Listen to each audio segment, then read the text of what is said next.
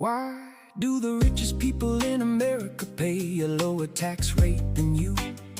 Most people think billionaires make money, pay their fair share, and keep the rest.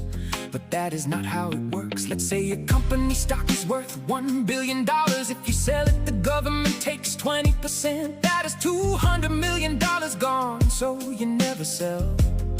Instead, you walk into a bank and use that stock as collateral for a loan. The bank gives you $500 million in cash. That money is not income, it is a loan. Zero taxes.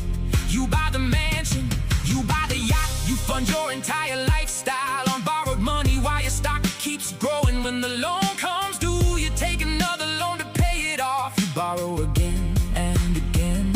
You live like the richest person on earth and pay almost nothing to the government, then you die.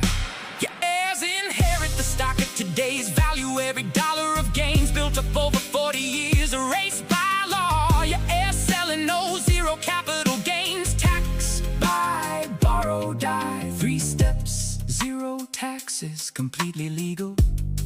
And your accountant calls it smart planning.